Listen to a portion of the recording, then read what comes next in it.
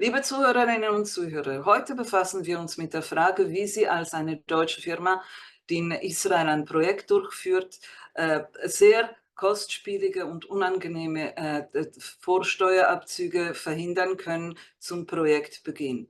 Ein Problem, das wir in unserer Praxis sehr häufig sehen, ist, dass deutsche Gesellschaften hier Projekte durchführen, für welche sie nach dem Doppelbesteuerungsabkommen zwischen Israel und Deutschland nicht in Israel steuerpflichtig sind, körperschaftssteuerpflichtig. Und dann bei der ersten Zahlung kommt raus, dass die zahlende Partei, die israelische zahlende Partei, 23 bis 30% an der Quelle abziehen und dem israelischen Finanzamt abführen muss.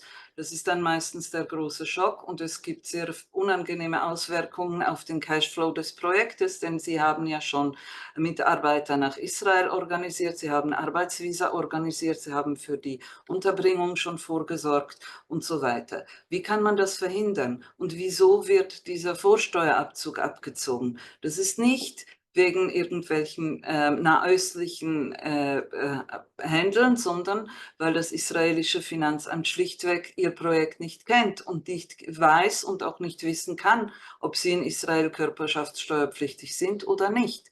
Deshalb sorgt der israelische Fiskus wie jeder andere Fiskus dafür, dass er erstmal auf dem Geld sitzt und verpflichtet deshalb gesetzlich jede zahlende Partei, die einen Betrag an eine Gesellschaft zahlt, die in Israel keine Steuerakten hat, diesen Steuerabzug vorzunehmen. Wie können Sie den verhindern? Und Sie können ihn verhindern, indem Sie im Vorfeld, vor der ersten Zahlung, und das ist ganz wichtig, Ihren Vertreter zum Finanzamt schicken.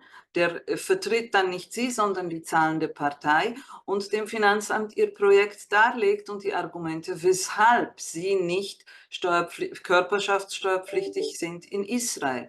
Dann wird Ihnen das Finanzamt eine Befreiung vom Vorsteuerabzug ausstellen und die zahlende Partei kann die gesamte Summe der Voranzahlung und alle weiteren Zahlungen ohne Abzug nach Deutschland überweisen. Tun Sie dies nicht, wird dieser Vorsteuerabzug ans Finanzamt abgeführt und Sie müssen dann jemanden hinschicken, der für Sie eine Steuerrückerstattung beantragt und dann eben auch darlegt, weshalb Sie hier nicht körperschaftssteuerpflichtig sind.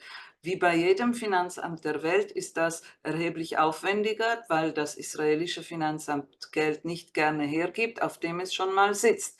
Deshalb denken Sie daran, bitte im Vorfeld und auch nicht im Nachhinein.